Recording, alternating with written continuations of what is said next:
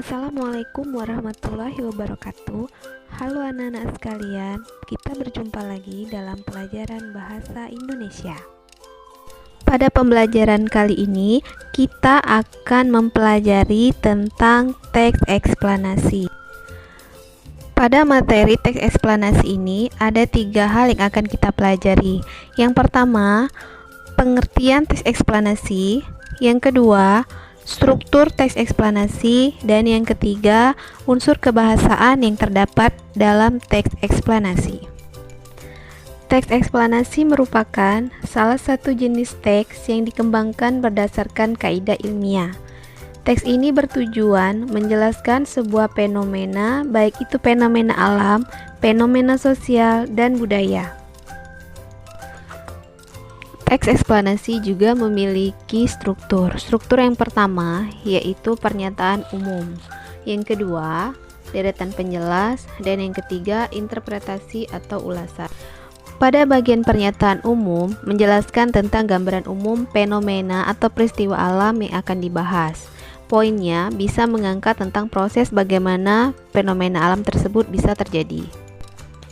Pada bagian deretan penjelas menjelaskan tentang penyebab dan akibat yang ditimbulkan dari fenomena tersebut.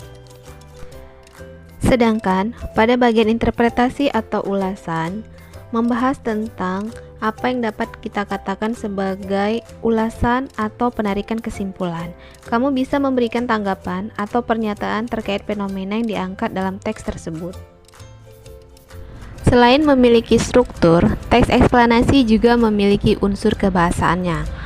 Unsur kebahasaan yang terdapat dalam teks eksplanasi yaitu 1. Penggunaan istilah, 2. Menggunakan konjungsi kausalitas, dan yang ketiga menggunakan konjungsi kronologi. Berikut adalah contoh teks eksplanasi mengenai proses terjadinya hujan. Manusia dan banyak makhluk lain membutuhkan air untuk bertahan hidup. Tidak semua air yang ada di bumi bisa dikonsumsi atau digunakan oleh manusia atau makhluk hidup lainnya. Air dan hujan adalah salah satu jenis yang bisa dikonsumsi karena termasuk air tawar. Munculnya air hujan bukan secara tiba-tiba, namun ada proses panjang yang terjadi. Proses terjadinya hujan masih berkaitan dengan siklus perputaran air. Tahapan terjadinya hujan secara umum terbagi menjadi 3 tahapan, yaitu 1. Evaporasi. Evaporasi adalah proses penguapan air. Panasnya suhu bumi dari matahari akan membuat air yang ada di sungai, danau, dan laut akan menguap menjadi butiran atau uap air. Yang kedua, kondensasi. Uap air dari proses penguapan akan naik ke atmosfer dan mengalami kondensasi. Pada proses ini, uap air akan berubah menjadi partikel yang sangat kecil. Yang ketiga, presipitasi adalah proses mencairnya butiran es di awan, lalu turun menjadi titik-titik hujan ke bumi. Awan yang sudah terlalu padat dengan uap air dan tidak sanggup lagi menahan beban air akan jatuh ke daratan menjadi titik-titik hujan.